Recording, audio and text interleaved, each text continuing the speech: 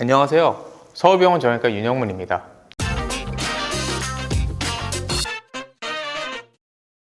제가 오늘은 요추 추간판 탈출증에 대해서 말씀드릴 건데요. 이거는 허리 디스크라고 알려져 있거든요.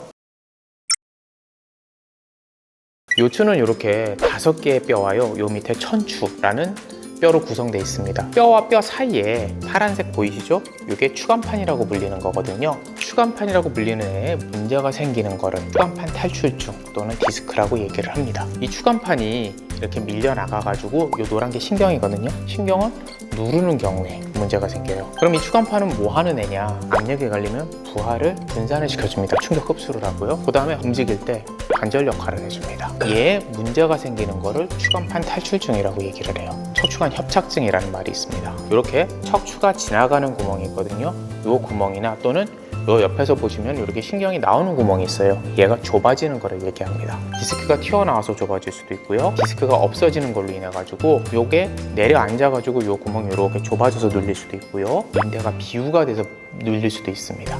구멍이 좁아지는 거를 척추관 협착증이라고 얘기를 하거든요. 엄밀히 따지면 디스크도 척추관 협착을 만들어낼 수 있는 거예요. 되게 젊은 사람들 같은 경우에는 디스크만 단독으로 나가는 경우가 많습니다. 저희가 추간판 탈출증이라고 얘기를 하고요. 연세가 드신 분들 같은 경우에 이런 총체적인 퇴행성 변화가 오면서 디스크도 일조를 하게 되거든요. 그래서 보통 추간판 탈출증, 소위 말하는 디스크는 젊은 사람에서, 척추관 협착증은 나이 드신 분들에서 많이 생기게 됩니다.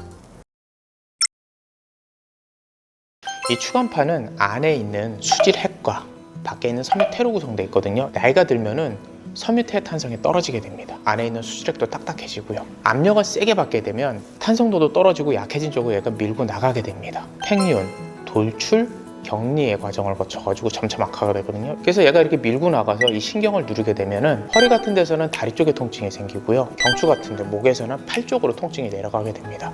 그러면 저희가 이제 와서 엑스레이를 맨 처음에 찍는데 다들 그러세요. 엑스레이 디스크가 보이냐? 보이진 않습니다. 하지만 척추가 얼마나 이상한 모양을 유지하고 있는지 보려기 위해서 엑스레이를 찍는 거거든요. 거기에서 이상이 없다 또는 이상이 보인다 라고 얘기하면 MRI 영상을 찍게 됩니다. MRI가 있는데 정상과 이상을 보면요, 이상 쪽에서요 추간판이 변성이 일어났어요. 색깔이 변해 있습니다. 즉 이거는 탄성이 떨어진 거예요. 고무를 제가 비교하는데 처음에 고무는 굉장히 탄성이 좋습니다. 하지만 오래 햇빛을 쐬게 되면 그게 딱딱해지잖아요. 그렇게 이제 변성이 일어나게 되거든요. 그 다음에 횡단면에서 보게 되면은 신경이 있는데 튀어나간 게 누르는 것을 확인할 수가 있습니다. 그래서 MRI 상에서 이렇게 이상이 보이면 제가 치료가 들어가게 되거든요. 가장 많은 거는요, 다리 쪽으로 내려가는 통증이에요. 환자분들이 보통 난 디스크가 있으면 허리가 아파야지라고 하는데 젊으신 분들의 경우에 허리가 아프다고 오시는 분들은 그렇게 많지 않아요. 되게 다리 쪽으로 내려가는 통증을 가장 많이 호소하고요. 허리 통증은 있는 경우도 있고 없는 경우도 있다고 알고 계시면 됩니다. 허리 통증에 문제가 있는 경우는 되게 뒤쪽에 있는 관절까지 같이 있는 문제가 되거든요. 그 다음에 이 신경이 눌리잖아요. 감각신경을 눌리게 되면 아프다 또는 저리다, 뭔가 전기 오는 것 같다라는 표현을 많이 하시고요. 운동신경까지 눌리게 되면 한쪽 다리에 힘이 빠져요. 발목이 잘 올리는 게 힘들어요. 다리가 무거워요 라는 그런 표현을 쓰시게 됩니다. 내가 디스크 증상 같은데 얘가 뒤로 확 밀고 나가면요, 보시는 바와 같이 뒤에 있는 척추 자체를 누르게 돼요. 그런 경우에는 대소변에 장애가 있는 경우가 있어요. 이 경우는 정말 위험한 상황입니다. 내가 디스크가 통증이 굉장히 심한데 대변 또는 소변에 문제가 생겨 라고 얘기를 하면 그때 응급실로 빨리 가셔야 돼요. 치료는 첫 번째는 약물 치료, 물리 치료를 시행합니다. 약물은 제가 소염진통제, 근육이완제, 신경혈관 확장제, 신경통증 억제제 등을 먼저 사용합니다. 물리 치료는 온열 치료나 견인 치료 등을 시행하거든요. 견인 치료 같은 경우에는 허리 같은 경우에 몸무게 2분의 1 정도의 부하를 줘가지고요, 7초 이상의 견인, 10초 이상의 이완을 20분간 반복을 합니다. 이게 한 세트예요. 요거를 몇 세트 할 것이냐, 무게를 더 늘릴 것이냐는 그때그때 보고 결정을 합니다.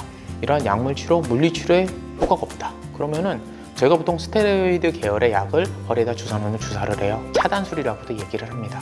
그림에서처럼 주사 방법이 굉장히 많아요. 추궁판 경우 경막에 주사, 추관절내 주사, 추관 관절 경유 주사, 디스크 내 주사, 꼬리뼈 주사라고 불리는 미추 주사 등 굉장히 많습니다. 단순히 그냥 주사를 놓는다가 아니라 환자의 MRI와 증상을 확인한 다음에 저희가 어떤 주사를 어디에 어떤 약물을 놓을 것인가 결정을 해서 놓게 됩니다. 그래서 주사를 놓으면은 효과가 있는 분들이 있어요. 그러면은 한 일주일 뒤에 와서 또 놔달라 그래요. 이건 그런 주사가 아닙니다. 보통 저희가 6개월에 3, 4차례 정도까지 할 수 있는데 그 이상은 부작용의 위험이 있어요. 그래서 저희가 보통 수술적 치료를 권하게 되거든요. 수술은요, 나온 추간판을 제거하게 됩니다. 보통 전통적인 방법은 저희가 피부를 살짝 째요. 디스크가 보통 뼈에 덮여 있거든요. 그래서 뼈를 일부 절제를 하고 안에 튀어나온 디스크를 제거하는 방식을 띠고요. 최근의 경우에는 관절 내시경을 이용해가지고요, 관절경으로 1cm 정도 되는 구멍 한 2-3개 정도 뚫고 들어가서 수술을 하는 방법을 제가 시행하고 있습니다. 가장 중요한 건 예방이에요. 예방에서 가장 중요한 거는 생활 습관과 자세입니다. 앉아있을 때 저는 보통 이게 정자세를 취하라고 하는데 이게 굉장히 힘들거든요. 그러니까 대부분의 경우에는 허리를 뒤로 빼요. 모니터가 앞에 있으니까 이렇게 이런 자세를 취하게 됩니다. 그러면 허리가 뒤로 나가거든요. 허리가 누워있을 때는 보통 4배 이상, 정자세를 쳤을 때는 1.5배 이상의 부하가 걸려버려요. 그래서 앉아있을 때는 엉덩이를 의자 끝까지 밀어놓고 가급적 허리가 이렇게 쑥 들어가는 자세를 취하는 게 허리에 가는 부담을 굉장히 적게 됩니다. 그리고 의자 높낮이 같은 경우에도요, 무릎이 의자 떨어지는 거 밖으로 나오셔야 돼요. 그래야지 허리가 안 뜨게 되거든요. 그리고 팔은 편안하게, 그래야 허리의 부하를 적게 또는 목의 부하를 적게 할 수 있기 때문입니다. 또 하나가 요즘 모니터 많이 쓰고 핸드폰 많이 쓰시잖아요. 고개를 아래로 떨구면요, 허리는 뒤로 나갈 수밖에 없어요. 무게중심을 맞춰야 되기 때문에. 그래서 가급적 눈높이에서 모든 거를 하는 게 제일 좋습니다. 그 다음에 이제 또 하나가 운전이거든요. 운전을 뒤로 빡 빼서 운전하는 거 좋아하시잖아요. 굉장히 안 좋습니다. 일단 그렇게 되면 허리가 의자에서 떠게 돼요. 빈 공간이 생기게 되거든요. 그럼 허리에 걸리는 부하가 굉장히 심해져요. 이렇게 있는데 허리가 이렇게 허공에 뜨기 때문에 허리 힘으로 버티게 되거든요. 그거는. 그래서 굉장히 안 좋고요.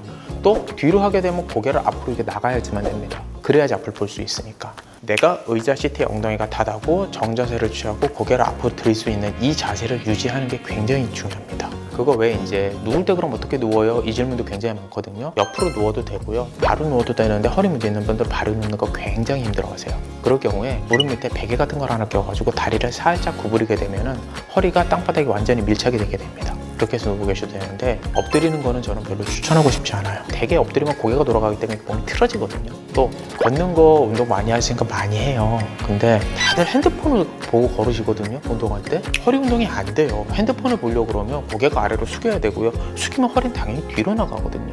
운동을 하신다라고 얘기를 했을 때 핸드폰을 보고 가지 마세요. 차례 자세에서 가슴을 내밀고 앞을 보고 그러고 걸어가셔야지 허리가 안쪽으로 들어간 상태에서 운동이 되거든요. 그리고 운동 많이 하시잖아요. 근데 코어 근육 강화 운동을 요즘 굉장히 많이들 하시죠. 허리 문제 있는 분들은 반드시 하셔야 됩니다. 상체와 하체를 연결해 주는 거는 허리뼈가 유일합니다. 즉 상체에 믿는 무게는 무조건 허리뼈를 거쳐가지고 나갈 수밖에 없기 때문에 그 부하를 줄이려면 그 주변에 있는 근육을 키워가지고 부하를 나눠 가져가야 돼요. 허리에 있는 문제분들은 나 허리 아파서 운동 못해, 이러면 안 됩니다. 이거는 운동을 하셔야 돼요. 그래야지 통증이 줄어들고 악화를 막을 수가 있습니다. 척추뼈는 기둥이고요, 근육은 밧줄입니다. 기둥이 부실해도 밧줄이 튼튼하잖아요. 힘 버텨요. 기둥은 어느 정도 타고나요. 유전입니다. 그러면 저희가 할 수 있는 건 밧줄을 튼튼하게 하는 건 우리가 얼마든지 할 수 있거든요. 그래서 운동을 반드시 하시라고 합니다. 이상 서울병원 정형외과 윤영문이었습니다. 감사합니다.